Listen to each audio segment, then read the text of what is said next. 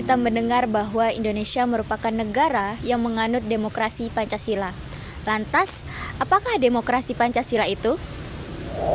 Profesor Notonegoro mengatakan bahwa demokrasi Pancasila merupakan kerakyatan yang dipimpin oleh kebijaksanaan dalam permusyawaratan atau perwakilan yang berketuhanan yang Maha Esa, berperi kemanusiaan yang adil dan beradab, mempersatukan Indonesia, dan berkeadilan sosial bagi seluruh rakyat Indonesia. Sementara itu, menurut Profesor Darji Darmodiharjo, demokrasi Pancasila adalah suatu paham demokrasi yang sumbernya berasal dari kepribadian dan filsafat hidup dari bangsa Indonesia. Kemudian, perwujudannya sudah tercantum di dalam pembukaan Undang-Undang Dasar 1945. Dari sini kita dapat menyimpulkan bahwa demokrasi Pancasila ialah demokrasi dengan Pancasila sebagai acuan atau pondasi dan Undang-Undang 1945 sebagai hukum berjalannya sebuah sistem demokrasi pada sebuah negara. Asas-asas demokrasi Pancasila meliputi asas kerakyatan, musyawarah, dan asas penjaminan hak asasi manusia. Contohnya, berbeda dengan demokrasi universal yang sangat menekankan suara terbanyak, demokrasi Pancasila merupakan sistem yang menekankan musyawarah dan mufakat untuk mencapai tujuan. Ada pula karakteristik dan ciri-ciri dari demokrasi Pancasila, yaitu yang pertama, kedaulatan penuh berada di tangan rakyat.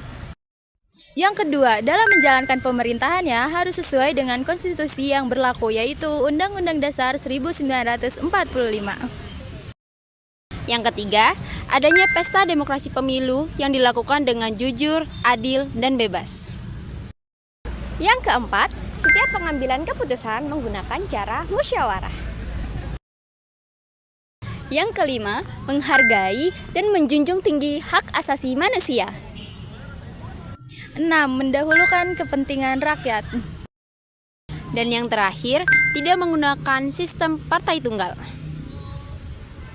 Lalu, apakah tujuan dari adanya demokrasi Pancasila ini?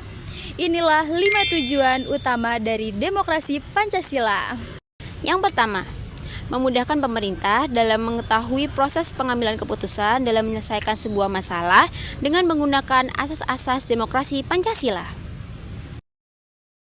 Yang kedua, agar semua pemerintahan di negara Indonesia bekerja sesuai landasan negara ini. Yang ketiga, menjadi jaminan bagi pemerintah agar selalu bertanggung jawab dalam menjalankan tugasnya juga bertanggung jawab kepada rakyat. 4. Menjamin perundang-undangan di negara ini untuk dipatuhi dan dijalankan seperti seharusnya.